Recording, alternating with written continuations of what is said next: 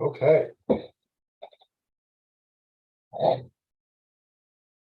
So, welcome. I'm gratefully joining you today from the traditional territories of the unceded lands of the Sechelt First Nation, where I live and observe the skies. My name is Charles Ennis. I would like to express my concern and support for the people of the Sechelt First Nation today, as we've learned that they have discovered unmarked children's graves at the site of the former residential school there. You may be joining us from another part of Canada or beyond, and we have people on the program today from all across Canada, which is home to many diverse First Nations, Inuit, Métis, and Indigenous peoples from across Turtle Island. And I encourage you to learn more about the history of the land and the people in your area. And we recognize the significance of these lands to Indigenous peoples past and present. And as we engage in astronomy here, we respect, learn from, and honor the deep relationship between Indigenous people, the sky, and the earth. So welcome to this Space Place program. We're really excited to have Cam Dickinson with us tonight. My co-host tonight is Kristen Van Stone, who you'll be hearing from in just a moment.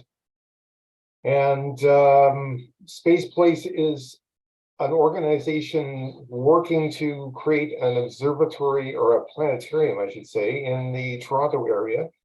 And I'm very happy to be supporting them. So, Kirsten, I'll turn this over to you. Unmute myself. Thank you very much, Charles. Excited to be here tonight. So yes, as Charles said, Space Place Canada is working to bring a large iconic planetarium to Toronto.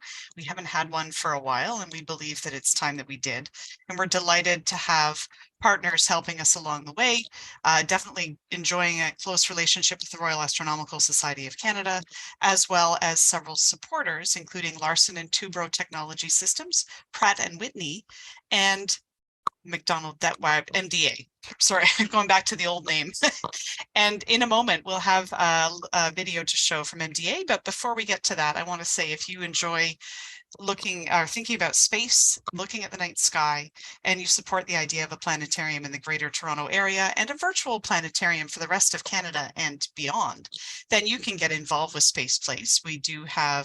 We are a charitable organization, so we can take monetary donations from people, and you can look on our website under the donate button. Our website is spaceplacecanada.ca, and under the donate button, we have some options for you, including some swag. So if you remember those old PBS membership drives, we've got something similar to that, but with space nerd stuff. So for a $40 donation, you can receive a music download card. And this is really cool. If you're from Toronto and remember the McLaughlin Planetarium, the music on this card is actually music that was used in the shows at McLaughlin Planetarium.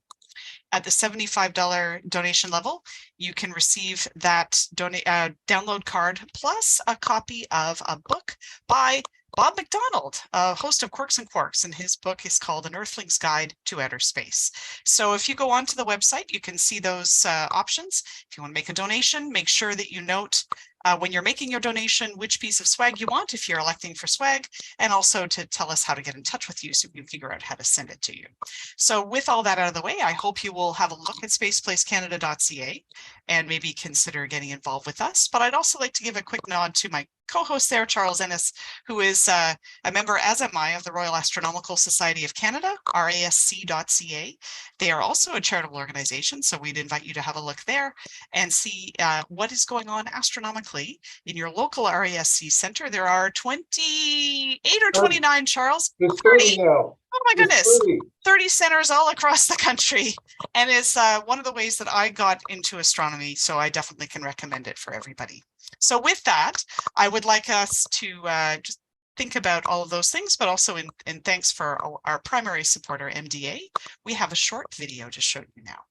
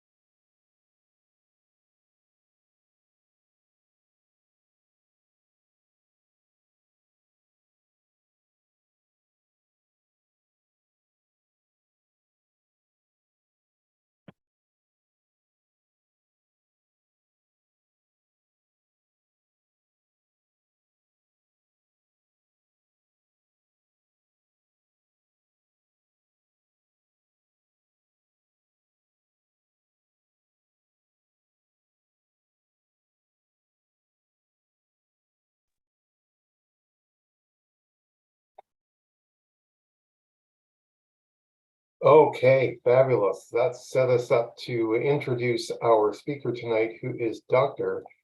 Cam Dickinson from MDA, and he is a doctor of philosophy, an expert in optics and instruments. He's the lead at MDA for that, expert in geodesy and surveying, geoinformatics, remote sensing, LiDAR remote sensing, laser scanning, DTM, Earth observation, hyperspectral remote sensing. I hope I haven't forgotten anything. He's a pretty amazing guy, and he's here to tell us how one goes about mapping an asteroid.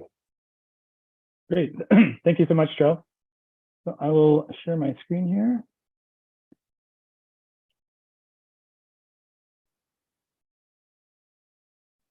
There we go. Yep. So my name is Cam Dickinson. I am MDA Brampton's resident planetary scientist. I'm going to be talking to you today about a project that I've worked on for actually since I've been at MDA for about the last 13 years, something that's near and dear to my heart. And that was a mission that's still ongoing to an asteroid called Bennu. And what this particular mission was funded by NASA, and as well, I'll talk about it in a minute. It was there was a contribution that was made by the Canadian Space Agency, and the company that I work for, MDA, was the primary contractor for that. So, what were the high-level goals for this this particular mission? It was actually a wide variety of goals. So, what we're trying to really do is look at this asteroid from a number of different angles, and it's really to answer fundamental questions such as where do we come from, where are we headed, and what did the early solar system look like? So this particular asteroid that was surveyed and visited was actually about 4.5 billion years old, and so it's pretty close to a time capsule of what our early solar system looked like. So as we go and visit it, and as you'll see, this is part of a sample return mission. When we bring these samples back to Earth and then look at them, it's really like looking at what the material in our early solar system was like, and what was it composed of, and just understanding, kind of like it says there, where did we come from? So the mission had other sort of more scientifically based goals. That's to measure the topography. So this is what the surface sort of in 3D looks like. The mineralogy, sort of what sort of species, or what sort of rocks are located on the surface, and the chemistry. So they want to know a little bit about how this particular asteroid has evolved with time. There's also some higher level, there's some big words in here called like the Yarkovsky effect. But what this really means is they're looking at how the orbit of Bennu is affected by things like sunlight. So this is actually very important if we want to understand not only Bennu, but other asteroids that are in our solar system. Every now and again, you'll hear in the news that an asteroid came very close to Earth, or it maybe even impacted Earth at some point. So understanding all of the different effects that cause the orbit of an asteroid, or what goes into the orbit of an asteroid, is important, so we can model things better and we can get better predictions on whether or not there's something out in our solar system that might be of concern. In fact, the asteroid Bennu, I think it's the year 2182, it has a very small chance, but a non-zero chance that it will actually hit the Earth. And so this is one of the reasons for picking this asteroid. And so the last part is basically to, so we can, when we make observations from Earth, and then we come back and we look at what the sample looks like on the ground, we can then compare and contrast and say, well, when we see this type of thing from our things like our telescopes, this is what it means when we actually get the sample. So what I'm going to focus on, the instrument that was built by MDA, focused mostly on the topography. So again, this is what the contours of the surface look like. So here's what's called the science deck of the OSIRIS-REx spacecraft. I'll just give you a quick tour. There's a number of different spectrometers and cameras kind of in the lower corner here. And they were looking at things like that mineralogy and the chemistry that I talked about before. They looked at the different colors of the surface of Bennu, and I'll go into this a little bit more. And from that, they were able to figure out sort of what sorts of species, like things like water, are present on an asteroid like this. There's another experiment that looked at a thing called neutrons that was done by MIT. And then over here we have OLA, which was the contribution from the Canadian Space Agency to the OSIRIS-REx mission. These blue things that are kind of tilted away, these are actually the solar panels. So that's how the spacecraft received its power during the whole mission. This big dome-like structure on the top is what's called the high gain antenna. This is how it talks to Earth. And this white disc in the middle, this is kind of end on, and this is going to become important at the end because this is the sample return capsule. And this is the element into which the sample gets placed before it gets returned to Earth. And then it's very hard to see here. It's pretty much impossible to see, but there's a tucked up robotic arm, and you'll see this more in some animations later that actually collected the sample and then placed it inside the sample return capsule. Okay, so the specific name of the instrument that was built was called the OSIRIS-REx laser altimeter. If you ever spend any time working in the space industry, acronyms are an absolute must, and so everything gets reduced to an acronym instantaneously. We go from the OSIRIS-REx laser altimeter, which is a mouthful, to OLA. And so what is OLA and how does it work? So OLA is what's called a time of flight system, and you measure the round trip of a laser pulse. So on board our little instrument, there's two lasers that sat inside there, and they send out these pulses or these like condensed packets of light from the spacecraft to the surface of the asteroid. And it hits the surface and some of it bounces back. And then there's a tiny little telescope that sits next to the laser that records the amount of light that comes back. And because what time of flight means is that you measure the time for it to go out and come back. And because we know, because we know how fast the speed of light is, we can very accurately determine the distance. And so for each pulse, you do this again and again and again across the surface. And eventually you build up a very nice 3D map of the entire surface of it. So here's just a few stats. Some of these things may look a little bit daunting, but don't worry. So it measures the distance very accurately down to 1 centimeter. So I can differentiate using this instrument 1 centimeter relative to the other. This microradians, this one's a bit harder to figure out, but if you it's something along the lines of if you have a pin at the end of, you hold it at the end of your arm, that's approximately how wide we can measure across the surface of it. And it draws about 75 watts of power. So this is like an old-fashioned light bulb, or even some appliances like in your home, such as a microwave, would use way more power than this. And the whole thing weighs about 22 kilograms. So this is what the picture is on the bottom right here. That yellow circle is actually a window. It's a little bit hard to see. We put special coatings on the glass of the windows for different reasons, but it comes out and looks yellow. And then that sort of grid structure is the top of it. So you're kind of looking end on into the business end of the instrument. So OLA was made in Canada, and it was also designed here. It's comprised of about 4,000 mechanical parts, 3,000 electrical parts, 2 lasers, and 1 scanning mirror. So it was a fairly complicated instrument to build. In fact, although MDA has done projects such as the Canadarm, for its sort of size and mass, this has been kind of one of the more complicated systems that we've built up. And so the 2 lasers, they have sort of different functions. One was one that sort of sent out lots of light, but it did so a little bit slower. And so you would sort of measure the surface slower, but you could do so from farther away. And then the other laser did it a bit faster, about 100 times faster, but you had to be closer up in order to measure the light that bounces off. But you could measure more spots across the surface. And then there's a mirror, which basically is used to direct the laser beams across the surface of the asteroid. And so the development of this started in 2011, and it continued through till its delivery to the spacecraft team in 2015. And during that time, there was a series of tests that we went through to make sure, like we have to make sure that this is going to work once we get to the asteroid Bennu. So a lot of the time that's spent in designing these instruments goes into ensuring that when we get there, it's going to work out. And so we try to think of as many different tests that we can come up with that mimic the conditions that we will see when we get to the asteroid. And we set them, we conduct these tests as early as we can. We try to find out if we've missed anything, and then we fix it. And by the time that we're ready to launch it, that we're very sure that it has a very, very, very high probability of success. And so what you're looking at here is us in the lab. That's me on the far left. This is pre-COVID, by the way. So the reason that we're wearing masks is actually to keep things like when we talk, a little bit of spit flies out of your mouth, and we don't want to get that on the optics. On the right, you can see this green thing. It's actually like a night vision camera, and then a little flickering bright spot that's going left to right, back and forth.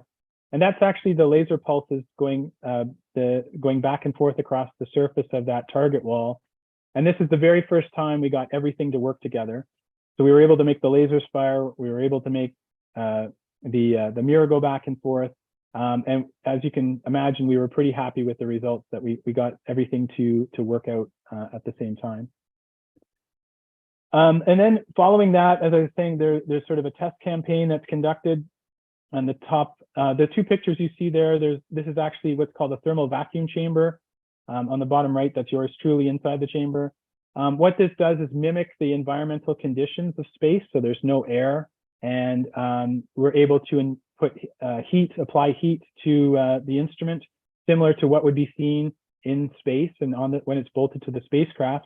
And this is how we test out to make sure that this is basically going to function when it gets up there.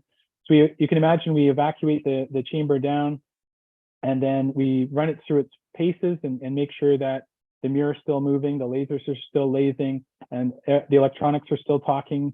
And we make sure that everything is going to work at all the different temperature extremes that it will see. Space is a very inhospitable environment. The temperature extremes can be very, very hot or very, very cold, depending on whether you're in or out of the sun. So we have to use things like heaters and actually coolers to keep us at the right temperatures. We also, the radiation that comes off of the sun is very intense. So we have to make sure that all of the components in there can survive the radiation environment. And so, tests like this is to ensure that it will make it through. So this is what the final product looked like. And on the left, that it has a red and black cover. It's that yellow window is now covered up, but you can see that sorry, you can't see it, but that is removable, and underneath that is that yellow window. And on the left is where all the optics are based and the lasers, and on the right is basically where the computer sits that talks to the spacecraft and transmits back all of the data that's collected by the unit on the left, and it allows us to talk back and forth with the spacecraft. So all of the commands that are developed, they were all actually also done here in Canada, and we worked with our team, or with the bigger team for the OSIRIS-REx mission down in Tucson, Arizona. And yeah, it was a very fantastic opportunity for Canada to participate on this mission with NASA and our US colleagues. So after the instrument was completed, then we delivered it to, this is a facility at Lockheed Martin in Littleton, or just south of Denver in Colorado. And basically the unit is bolted to the spacecraft, and again, it goes through a series of tests. One of the major ones, it would go through another thermal vacuum test, just as we would have done, but now it's at a spacecraft level. Goes through testing such as vibration that shakes the entire spacecraft to make sure that it can survive things like launch. I don't know if any of you saw the SpaceX launch today. It didn't quite go as well as they had hoped, but I think they're still learning how to build like such a monstrous spacecraft, and it's basically through testing. And sometimes you do testing on the entire spacecraft, and sometimes it doesn't work. But thankfully for us, for this, all of the testing we got through, and we were able to launch in September of 2016. As I mentioned, this instrument, you can kind of see it, it's a bit small in the center there, it's not very big, the little black box.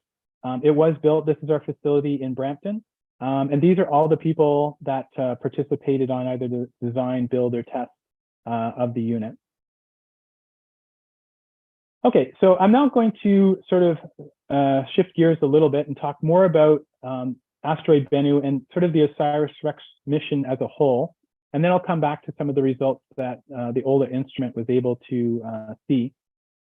And the OSIRIS-REx mission, it was launched in 2016 and it arrived in around December of 2018. It takes a little over 2 years to get there.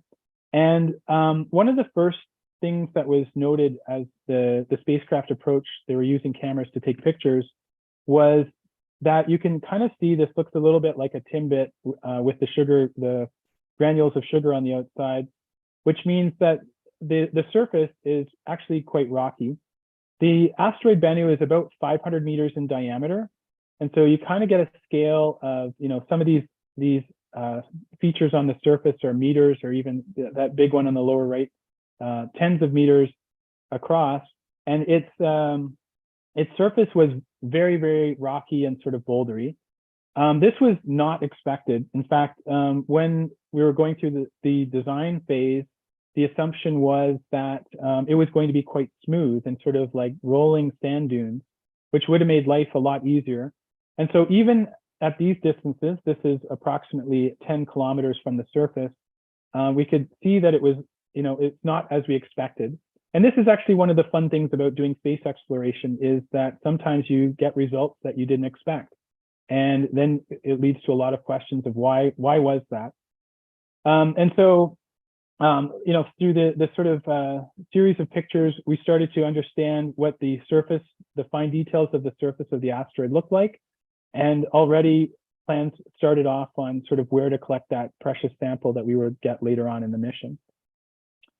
So during this phase, OLA was operated. It basically, the way that this operated was the spacecraft did a number of passes by the Bennu. So it first went across the North Pole about 3 times. You can see the red line there zigzagging back and forth. And then the line in the middle is meant to represent a pass by the equator, and then the line on the bottom is meant to represent a pass at the South Pole. And what this was meant to do was to get some very preliminary measurements of the surface of Bennu and make sure that we got the distance right. So we're helping things like our navigation team, ensure that they are the right distance away from the asteroid. It's very, very challenging actually to navigate around these asteroids. The gravity, it's not like a moon or the Earth where the gravity is very, very slight. It almost has no effect on the spacecraft. But that said, if you get too close, it will, in fact, it still has the effect of, attracting the spacecraft. And if you don't do it correctly, you'll end up with a spacecraft that impacts onto the surface, and nobody wants that. So basically we deployed OLA for the first time. And I have to kind of caveat this with the fact that we didn't quite get the results that we wanted. And again, because of this very rocky surface that we were starting to get a handle on, what that did was it sort of ate a lot of the light. A lot of the light that we pushed at the surface or pulsed at the surface just simply didn't come back to the instrument, and we weren't able to measure it. So you can imagine, as you send out a pulse of light, some of it getting kind of trapped in the crevices that these boulders create, and it just never comes out, and you're not able to detect that the light went in the first place. And so what we were really hoping for a return, like the number of pulses that went out, we were hoping to measure 90% of them coming back. And instead we got about 1%. And again, this is part of the space exploration, that you see things that weren't expected. Excuse me. But the good thing is that it was functioning, it did work, and we were able to get those initial range measurements for our navigation team and helping them. And so this is an actual image of a 3D of the surface that we saw as we kind of did one of those passes across the North Pole. And you can see that it's very sparse, so we don't get a lot of pulses that are returned back. But you can kind of, if you squint and kind of tilt your head a little bit, you can make out the basic shape of the asteroid that's underneath it. So that was all good. And then after that, the basic mission profile is to start farther out, study the asteroid, and then slowly move in as we get used to what the surface looks like, what the gravity looks like, and what the how to best approach this. So the next mission phase brought us in quite a bit closer. And it's a little bit hard to see on the image on the bottom, but those contours, those are actually boulders, and that's not a photograph. That's now using our OLA instrument to measure the 3D surface. So I've got some better images in a subsequent slide, but this was the basically what we saw the first time we deployed OLA, and we were about 3 kilometers away now, and the instrument was working much better. And so taking all the scans now at this closer approach and putting it together, we were able to build up an entire shape model. This is sort of the first estimation of what the shape of Bennu looked like. I'll just say that the work that was done for this was done out of York University by Professor Mike Daly and his team. And he basically was what's known as the principal investigator for the instrument. So he's the science half of the instrument, whereas I was working more on the engineering half of the instrument. So you can see that we've got, there's some holes that are present in there, and that just means that we didn't actually scan over that area, and so we don't have data for that area. And then the colors actually signify, the red indicates where the asteroid is a little bit fatter than what like a complete perfect sphere would look like. And the blue is where it's sort of depressed more from a complete perfect sphere. And so you can see this bulge around the center, and this is actually, this is present also on Earth. Any object in our solar system that spins or rotates, just like we do it once per day, you get a little bit of bulge at the equator just because of what's known as the centrifugal force that causes that. And so the material has to come from somewhere, so it kind of comes from the sort of northern and southern hemisphere, and it sort of takes away from those regions, and then it adds material to sort of the equator. So the next mission phase was what's known as labeled as detailed survey. And so the goal of this part was really focused on imagery and something called spectroscopic measurement. So spectroscopy is basically looking at the different colors of light that you can observe on something, and from that you infer things like I've talked about before, like the mineral content or even the chemistry that's present. So we helped collect some of these measurements, and we provided the range that the spacecraft was at when the measurements were taken, and that helped sort of the imagery teams and to sort of calibrate their instruments and get better measurements, more precise measurements of what they were looking at. The other good thing that happened at this is that we were able to now scan the entire asteroid, and we were able to basically provide what we call a shape model, which is a 3D model of the entire asteroid Bennu with one spot about every 3/4 of a meter, so every 75 centimeters. And so this is the 3D shape model that we were able to get with the data from this range. So this is very sort of complementary to the pictures that I showed you at the beginning, which are what we call two-dimensional. And now we're actually able to measure depth of these boulders, width of these boulders in 3 dimensions, and get a much better idea of sort of the size of Bennu. We were also able to measure things like the total volume, which is actually important because we can figure out just how this asteroid orbits around the sun. We can figure out its mass, and then if we have the volume, we can figure out the density of the asteroid. And this is helpful because we're still trying to figure out what materials are inside and how much material is inside. So knowing how dense it is, how much material there is per unit volume, really helps to constrain our understanding of what the asteroid is made up of. And so at this point, the images that came back from this part of the mission phase, they're much closer now. They're getting a lot more detail. And you can see that, yes, it is like, as we saw it further away, it's still very rocky, chunky. These are boulders strewn across the surface. And what we're really sensing at this point is, wow, there is really not a great place to sample Bennu with the spacecraft that we brought. So going back to what I said earlier, the spacecraft was basically designed with rolling sand dunes in mind. And then we get this blocky, chunky surface. And these present hazards basically to the spacecraft going into sample. So, and everybody kind of had that moment of we have to figure out an alternate way to be able to collect the sample. And so what the next step was to really try to find the smoothest possible place that we could possibly sample. And as well, we had to sort of change our methodology for sampling. And I'll talk a little bit more about that in a minute. The other thing that happened during this mission phase, and this is really amazing, is that they detected the presence of water on the surface. So depending on whether you've taken a little bit of geology, but the actual mineral is called phyllosilicate.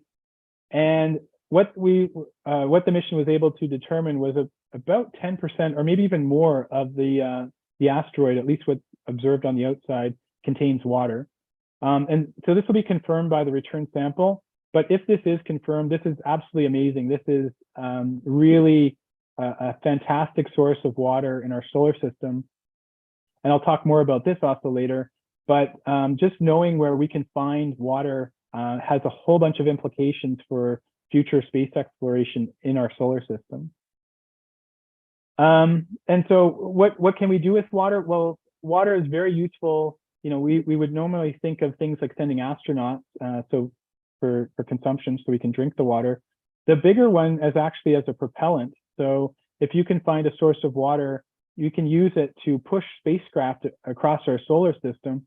And so what that means is if we confirm the amount of water that's on Bennu, this becomes like a sort of an oasis or in our solar system where a huge amount of water is present. And, you know, we can do things like go and visit there and actually turn it into something akin to a gas station where a spacecraft could come up and visit, and you could fuel them up with water, and then they could use that to propel themselves onto locations like Mars or even beyond that. There's other things called fuel cells, which I won't really get into, but basically it breaks down water, and you're able to generate electricity. If you inflate a big bag of water, you can use it to shield yourself from radiation. And going back to what I talked to before, the environment in space, deep space, is not very hospitable, especially if you're a human being and you're very sensitive to things like radiation. And then last is agriculture. So you can actually start growing things on, for example, the surface of the moon. But for that, you need lots and lots of water. So this could be a source of it. And all of these things together are forming what's called the cislunar economy. So this is cislunar means the space between Earth and the moon. And you know, there's a lot of exciting things going on. In I think it's May of next year, there's going to be another rocket launch with Canadian astronaut Jeremy Hansen on board. And they're going to go around the moon, but this is in preparation for landing on the moon. And after that, there's plans for a moon base and for getting water out of the surface of the moon. And this whole new economy is going to start forming around us being able to go back and forth relatively easily between the Earth and the moon. And for that, you need water. So now back to the mission. So I kind of digressed there for a second. The next mission phase was what was known as Orbital B. And this was really the time for OLA to really shine and really kind of show off. And as you'll see in a minute, we took so much data during this mission phase. We collected what we call postage stamp, or like a 2D sort of footprint onto the surface. We did that about 900 times, and each one of those contained about 3 million laser shots. So if you do the math, we're well over 3 billion laser shots. So what that means is that when we finished this mission phase, we basically knew the entire surface to about one spot every 4 centimeters. And what that means is that like not only do we know the surface of Bennu extremely well in 3 dimensions, but we've actually, this now has become the most precisely surveyed object in our solar system, even more so than the Earth. So we now have an idea of what Bennu looks like at with such precision, so many spots that this is now it in terms of you know, what we can talk about in terms of shapes of things in our solar system. And so this is one of these postage stamps. And what we did, or sorry, I should say what the researchers at York University did, was they would overlay a series of these postage stamps together. Here, I'll play it again. And what you're trying to do is you're trying to match up sort of features on the surface from one postage stamp to the next, and you keep overlaying them and you keep building it out. And you just keep continuing on with this every time a postage stamp is completed. And eventually you come up with that, like a full model of the entire surface. And I have a video of that coming up. And it's very important to have these sort of overlaps so that you can make sure that you've sampled the surface several times over to build up this entire model. And so this is what the OLA data looks like, kind of up close and personal. Each one of these little dots that you see is actually the result of one single laser pulse. And what you're looking at here is about 100 meters by 100 meters for scale and about 3 million points. And you can kind of see them there as we zoom in each individual point. So now we have this 3D, what called the topographic map of this little section of Bennu. And we can see all the boulders and all the sort of cracks and all the surface features of Bennu. And this really, really helps us to gain a better understanding of what this asteroid, the history of this asteroid. I mean, it's been impacted by other smaller asteroids with time, and what did that do to the asteroid? There's so many questions that can be answered with data such as this. The next mission phase was what's called sample site selection. And so again, what we were looking to do was to find at least 2 places where we could sample, a primary place and a backup place. And these were named. So the one was named Nightingale and the backup was named Osprey. And they were located, and basically they were deemed flat enough where they thought that the sample would be able to be collected. And actually OLA played a fairly good role in that selection because it provides 3-dimensional data, which is exactly what you want to make the assessment of whether that particular area is smooth enough to collect a sample. And so there was the next mission phase was called Recon, and each sample site that was picked was overflown, and then OLA provided data of measurements looking, for the purposes of comparing with the camera to ensure that we could understand it at even better scales than we had before. And we're all looking towards the sampling that's going to happen to collect a little piece of Bennu and bring it back home. And so this video here is actually created using the data from OLA for the entire data set. And as we zoom in, this data was actually collected during that recon phase where we were looking for this relatively flat spot about 10 meters across. And this is kind of what the surface looked like. I'll play it one more time here. You can see that there are places that are very rough and probably inhospitable to land a spacecraft. But there is kind of this little bowl that's sort of in the middle there where the circle is that seems quite flat. And this is the bowl that's right in the middle of the shot right now. You can also see that there's sort of some other features around that where that a little bit higher, and you have to be careful. Those are actual obstacles that, for example, those solar panels that give us our electricity, if we bang into one of those, it could wreck it and then destroy the spacecraft or even cause us to crash into the surface. So a lot of effort and time was put into making sure that this was going to be a safe enough spot that we could land on. And so it was on, I think it was November the 20th of 2020. And the spacecraft did finally come down and touch the surface of Bennu. So this is an animation of what this looked like. So you can see that the spacecraft is coming down. There's a long stick, which is like a robotic arm. And at the bottom is this, it's called the sample acquisition mechanism. This works very much like, for any of you that have ever studied or looked at how cars work, they have an air filter in them. And the air filter on the car is very similar to this.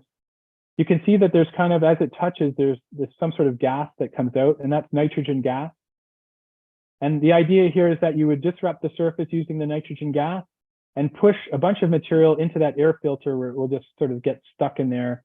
And then you bring the air filter back home. And basically, the design for this, again, was assuming a very flat surface. You can't have it sort of caught up on something. Just for to give you some idea of scale, the width of this is about a foot or 30 centimeters across. And you'll see also things like the spacecraft, the solar panels are swept back so that they don't get touched. They don't accidentally bump into something. And so this is the actual camera footage of the sample acquisition mechanism. We're looking along the robotic arm now as it comes down closer. And basically the nitrogen jets fire and we disrupt the surface. And wow, did we ever disrupt the surface? So they were expecting a divot, I think on the order of centimeters into the surface of Bennu. And again, this is one of those moments where you get a result that you didn't expect. Instead of a few centimeters, it blew a hole into the surface of Bennu 7 meters across, or 21 feet across, and about 3/4 of a meter down, or just over 2 feet. And so we basically, worse than that, the spacecraft, when it deployed the sample collection mechanism, was still moving downward, and we were effectively boring into the surface or drilling into the surface of Bennu. And had we not fired the thrusters to back away, we would have literally just kept going into the middle of the surface of Bennu. So this tells us actually a number of different things. One is that the surface of Bennu, the material there is very kind of light and fluffy, but it doesn't really stick to itself. It's so slippery that it doesn't really have the properties of being able to stick to the particle next to it. And that's what caused this massive divot to be created as the sample was collected. And so once the sample was collected, then the spacecraft backed off several kilometers from Bennu, so it was in a safe place. And what they did is they then took a picture of the sample head. So this is now the bottom of it. And then another moment of panic ensued because you can see all these little particles flying away from the spacecraft. So the sample was escaping and running away.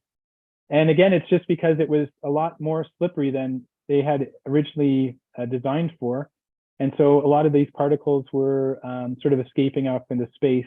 And so the decision was made to very quickly stow the sample and to make sure that the maximum amount of sample was contained and brought back to Earth.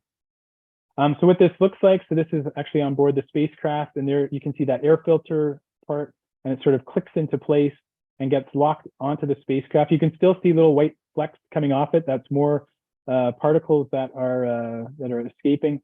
And they were able to estimate that about 250 grams, or about half a pound of sample was collected and is contained within this. Once that was done, then basically the lid closes and it's now sealed for the return trip to Earth, and then the descent into Earth's atmosphere. And I'll talk a little bit more about that in a minute. Just for reference, that white part is what's known as a heat shield. This is kind of similar material to what was on the bottom of the space shuttle, for any engineers out there that kind of were interested. And this material, it's like a ceramic that's able to really absorb heat and not transmit it through to the inside. And so we're about 6 months away or so from when this will return to Earth with the sample inside, and that's September 24th, and that will land in the Utah desert. And so this one on the side here, this is actually from another mission that used almost the same design of sample return capsule. What will happen then is the collected sample will get transferred from Utah to Johnson Space Center in Houston, where they have, this is where all the moon rocks were brought back from the Apollo program in the 60s and 70s. This is actually the first sample return mission from a planetary body for NASA, and as well for Canada. And because of our contribution of the OLA instrument, Canada will receive about 3 grams of Bennu, which is very exciting. This will be curated at a facility based at the Canadian Space Agency, and will allow Canadian researchers to actually study Bennu in detail with our own sample. So this mission has brought in not just Canada and the US, there's also European and Japanese partners, and they'll all start to look at the sample, which, as I mentioned earlier, is basically a time capsule of our early solar system. So I'm going to talk a little bit now. I'm going to switch gears once again, and as I wrap up this, and sort of what things can sort of happen post OSIRIS-REx. And I've talked a little bit about how Bennu is kind of the perfect look, is full of water, but it's actually an interesting target for sort of future follow-on missions to go and extract water within our solar system.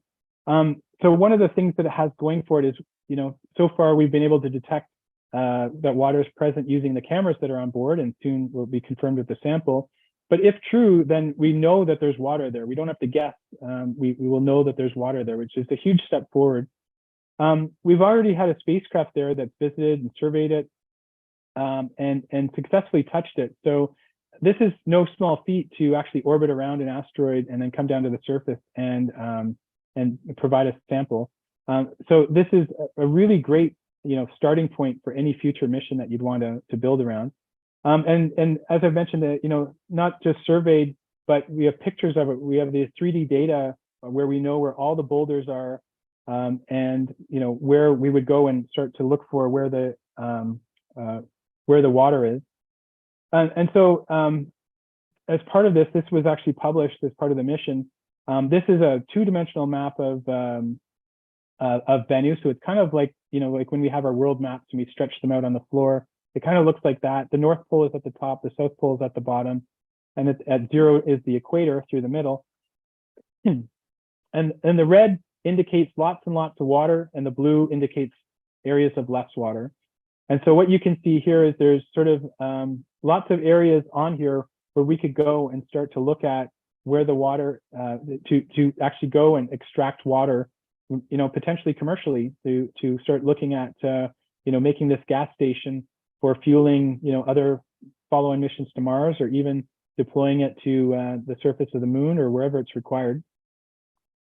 And I'll just end on this, is that and the way that the water is stored is a little bit, it's not kind of uniform throughout the whole surface. There's actually different flavors of boulders on the surface of Bennu, and some of them are very dark.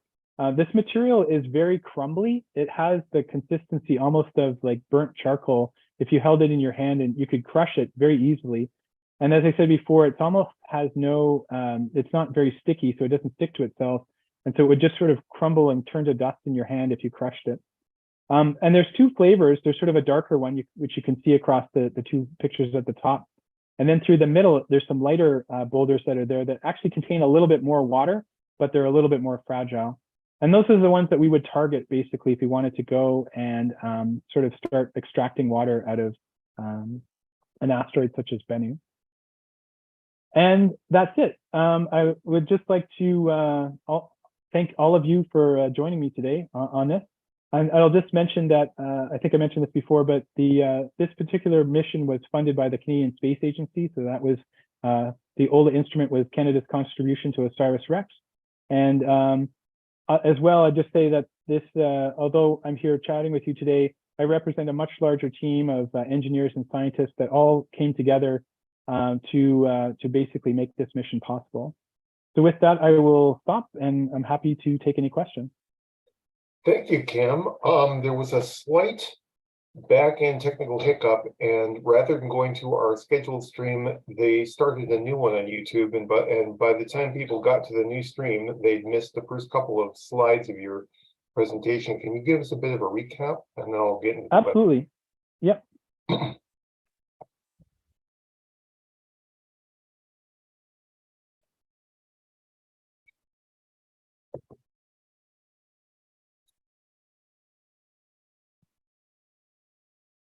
So, sorry.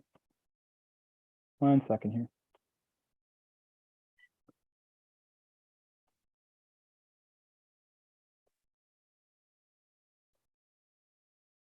Okay, so yeah, so this the initial part of my presentation was really some background information on the objectives of the OSIRIS-REx mission. And so what the mission was really trying to answer was very fundamental questions, such as where did we come from, what is our destiny, and what did the early solar system look like. As I mentioned before, or throughout the talk, Bennu is a bit of a time capsule. So it's about 4.5 billion years old, and it really represents the material that was present in our early solar system when it formed. So collecting a sample of it is very, we're able to really get a look at what material was floating around, how did it come together. We're really looking at these types of questions, which help us to better understand how our entire solar system formed. One of the sort of scientific objectives was to document the what's called the topography, which is what the surface kind of looks like in 3 dimensions. Things like mineralogy, like what sort of minerals were present, and chemistry, like what sorts of chemicals such as water are present on the surface of Bennu. So this was, a little less high or airy or high level goals, such as where did we come from, and this is more sort of a scientific look at what Bennu is composed of. And then another thing that one of the mission objectives was to look at, so the Bennu orbits around the sun, and most of the orbit is determined by the mass of Bennu and the mass of the sun, but there's other things such as like Jupiter and the Earth and Mars. When they kind of come close, they'll kind of push the orbit of Bennu around a little bit. But it's actually, we're able to measure things now down to the impact that just the sun, the light that is from the sun impacting on the surface of Bennu actually has several effects. And so that big word there, Yarkovsky, is basically talking about studying the impact of light onto the surface of Bennu and how that affects the orbit. And then lastly, it's the purpose of this, or one of the goals of this mission was we take some sample back and we look at it, and then when we look at it through a telescope, we kind of we would make guesses as to what's there. And this really allows us to say, well, how good were our guesses when we were looking through those telescopes? Are we getting a good handle on what's there when we do things with with our ground-based systems, or do we have to adjust how we look at these things? So I'll do one more slide, and then if you want me to continue, I can. But this is what the OSIRIS-REx spacecraft looks like. And just very briefly, there's a series of cameras and what are called spectrometers, which measure different colors of light, kind of in this lower left-hand corner. There was a student experiment from MIT called REXUS. And over here is OLA, which is Canada's contribution. That's the scanning LiDAR system. There's these blue things, which are the solar panels, which provide power to the spacecraft. This dome thing on top is what's called the high gain antenna that allows us to talk to Earth. This white disc in the middle is that sample return capsule that you saw at the end of my presentation that was being sealed up with the sample inside. Well, that's that ceramic coating, kind of looking top down. And then here, this is the a robotic arm that you saw that reached out and sort of grabbed the surface of Bennu. All right, thank you, Cam. There are a couple of questions. Who are the commercial players pursuing the potential for water on Bennu, if any? So far, as far as I know, there are no commercial players yet. So right now, this is a very active area, both of research and of commercial interest. And there's a number of companies that are looking at water, for example, on the lunar surface or on the moon surface. So far for asteroids, there is a company in the US called Transastra that has looked at this a little bit. I don't know that they specifically looked at Bennu, but there are definitely more and more companies that are becoming more and more interested in this. I should mention that it used to be in one of the slides, and I think I've taken it out, but the total economic value of Bennu, if you could take all the water out of it, is in the trillions of dollars. It's huge. Bennu is 500 meters across. It's a massive item, and so if you look at how much it costs to push items up into space, a kilogram of water, could be like $10,000. So when you take all the water out of Bennu, it's in the trillions of dollars, and the retrievable amount, just kind of in the top, is still in the order of about $300 billion. There's huge economic returns from looking at resources from these asteroids. That's pretty amazing. Someone is asking, are there transferable learnings to apply to Earth, or is there a desire to map the Earth in as much detail? What, if anything, might be the benefit of mapping for Earth? Well, we do map for Earth, and there are a lot of transferable skills. So, for example, a lot of the satellites that go overhead that look at the surface of the Earth, we use the same techniques when we were looking at Bennu to look at, like I was talking about, the mineralogy and stuff like that.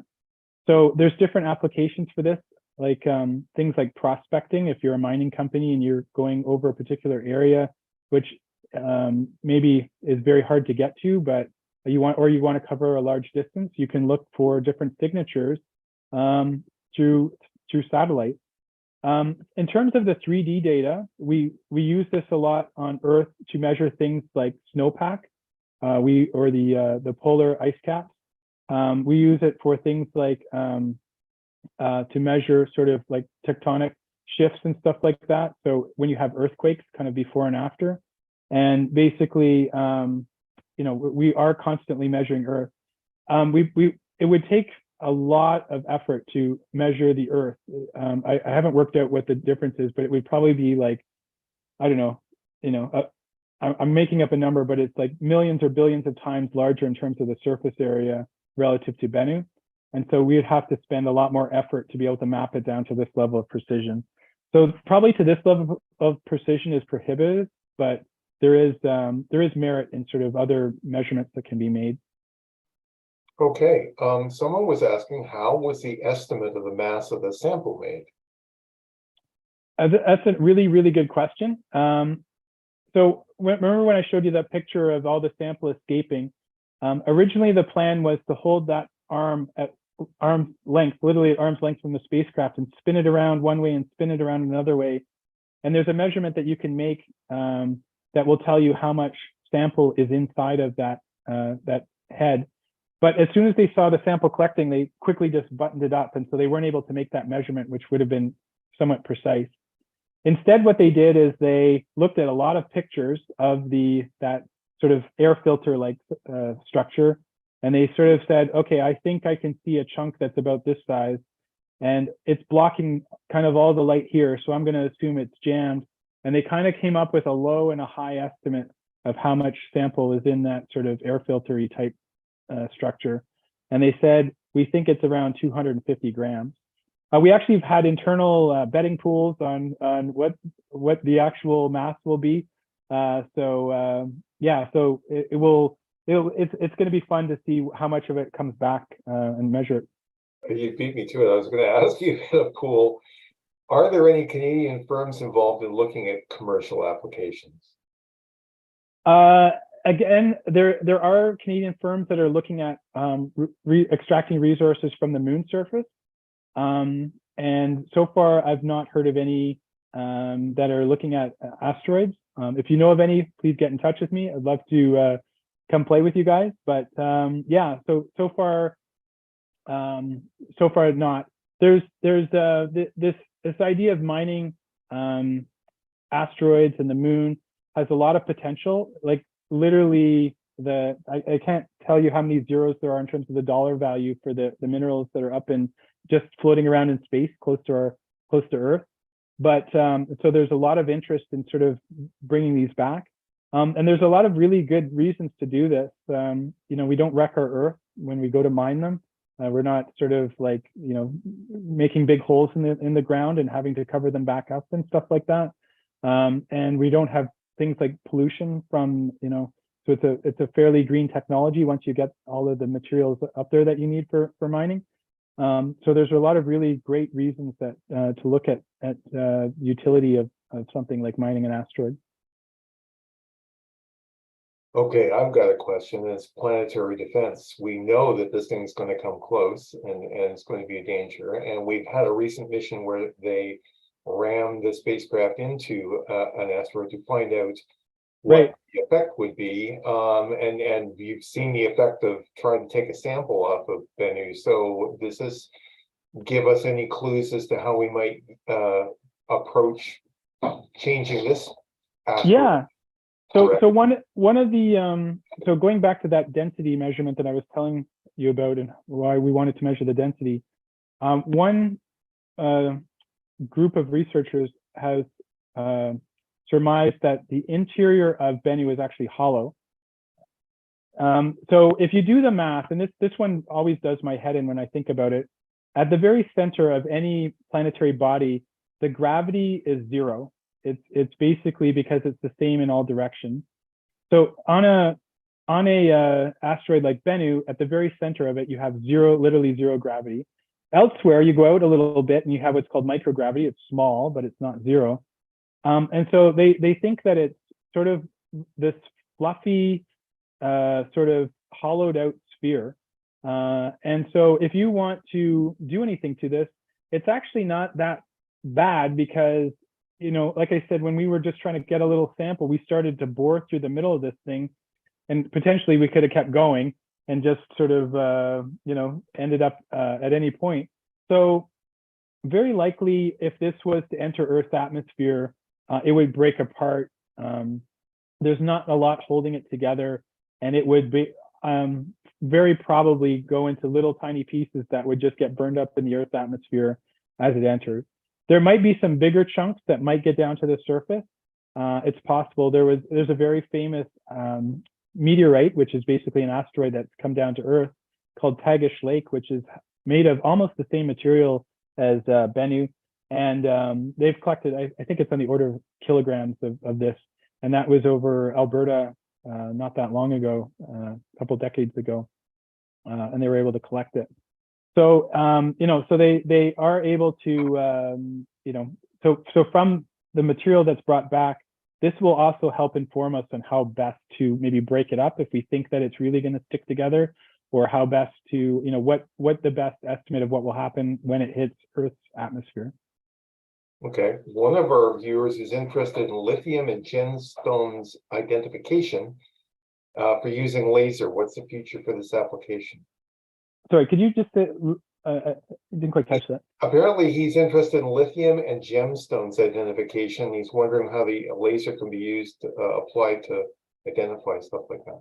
Yeah, so we do use lasers for things like gemstone identification, not in the same application as this. So there's other techniques where you can use lasers in different ways to get at the minerals that are present inside. This application is really set up to look at the range from between the instrument and something. So it's really looking at a 3D map rather than what's in there. It does, however, give some information about the material itself. And so the laser, the type of laser that's used is in the infrared. The color is not visible by the human eye. It's just outside of the red if you were to look at a rainbow. And and that tells you a little bit about what's there at a very, very specific color or wavelength. And so we don't typically use that for mineralogy. So I would say that this is not the best tool for the job to look at mineralogy, but there are other laser-based tools that do this very, very easily. There's a technique called Raman spectroscopy, R-A-M-A-N, if you want to look it up. And it does a marvelous job of looking at minerals and what the content is. I noticed in one of the pictures of you and your colleagues when you were testing that you were wearing these safety goggles, and I said those look like infrared safety goggles. So Yeah. We're one of the lasers is powerful enough to blind you, so we have to take all the safety precautions when we're operating this. So yeah. I remember going on a tour at LIGO, same thing. You had to wear the glasses because they use an infrared laser there. Yeah, that would have been a very cool tour. It is. You should go there sometime. It's fabulous. We seem to run out of questions from the audience at the moment, but I'm wondering, is this OLA instrument or something like it going to be coming up on a future mission out there too? Oh, I actually forgot to mention one of the other exciting parts of this is that so September 24th of this year, the sample gets ejected off of the spacecraft is still functional and still has plenty of fuel. And so we've actually been awarded a follow-on mission to a second asteroid called Apophis. And so in 2029, the spacecraft will arrive at Apophis and we'll go through kind of a similar process of going and surveying a whole new asteroid. They won't have the sample return capabilities because that portion of the spacecraft is detached and now will be back at Earth. But we will be able to take all the pictures and we will be able to scan the surface with the OLA instrument that will be there as well. So that's kind of exciting. And then there's even talk of another one after that potentially. I mean, as long as the spacecraft's still functioning, and it takes a lot of effort to get it up into space, but once you have it up there, you want to keep it up there for as long as possible. So, and operating. Yeah, it's making changes once you get up there isn't quite as difficult as getting out of the gravity well, getting off of Earth. It's another reason right. when I go to the moon is there's less of a gravity well to get out of going on to other things. That's right. Yeah. Are you guys going to be doing stuff in the upcoming Artemis 2 mission? We're not. MDA is not does not have a role in the Artemis 2 mission. As I mentioned before, Canada does have. It's a very exciting that Jeremy Hansen will, Canada's astronaut. This will be. I'm not sure if people are aware. Canada will now be the second country in the world to have put an astronaut into deep space after the United States. Another fun fact is Canada was actually the third nation in the world to put a satellite into orbit with Alouette. And I'm trying to remember the year. I think it was like 64 or something like that. And so, Canada has a very strong heritage and sort of history in space exploration. And it's exciting to see that carrying on as Jeremy is going to go out and circle around the moon a few times and come back. So yeah. And then following that, Canada has a core of astronauts that are active both on the International Space Station and as Artemis, there's the full program to actually land on the moon. And beyond that, presumably Canada will continue to still participate in those types of missions. And then I'm going to throw in a plug here because Jeremy is going to be joining us in 2 weekends from now. Oh, excellent. General Assembly of the Royal Astronautical Society. So if you'd like to hear his presentation and ask him questions, you should register. It's go to the RASC website and sign up. Looks like we're out of questions in the chat. Well, thank you very much, Cam, for coming here and doing this. I found it absolutely fascinating. This is, like you said, amazing. You can go there and you're expecting one thing and you end up with something entirely different, but you make it work. It's part of the whole exploration process. It's great stuff, and you guys should really be proud of what you achieved there because that was not an easy thing to get a sample from. Yeah, it looks like there was one more question in the chat about internship. Oh yes, there you go. We did have at MDA we did have a number of our student interns actually working on this mission, and which was fantastic. I work a lot with the interns at MDA, and I really love the energy that they bring to whatever project that they're working on. OSIRIS-REx in particular is pretty exciting. Like any flight mission that goes out into space is exciting. And so, yes, there are internships that are available as well, depending on, that's more on the engineering side. If you want to get involved more on the sort of science side, as I mentioned, York University, Professor Mike Daly was the principal investigator for this.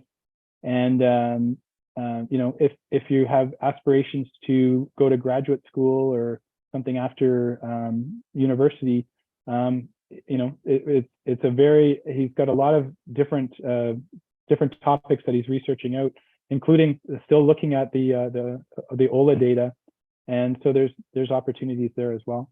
Is there a lot of data still to go through? Yeah, it's like anything. Like a lot of the low-hanging fruit has probably been plucked off, but it's now there's what they're looking at now is a lot of the sort of data between two different instruments, you know, and sort of like data fusion sort of products and stuff like that. So what kind of getting the most out of all the instruments working in unison together. Yeah. Someone's asking what would be the best way to contact the folks you just mentioned at the university and at MDA? At MDA, if you come find me on LinkedIn, that's probably one of the easiest ways. We do put out calls for internships, typically about 4 months before the internship starts. So pretty soon we'll be starting for September, for example. For York University, I would just go and search up Mike Daly, D-A-L-Y, and his website does have his phone number and his email address and so forth. Fabulous. Just double checking to see if there's any other questions coming in here. Doesn't look like it. Wow, oh wait, here we go. There we go. No, we're good. All right. Thank you very much. Really appreciate it. And my pleasure. Thank you for sharing all that exciting information. Yeah, my pleasure. This has been fun.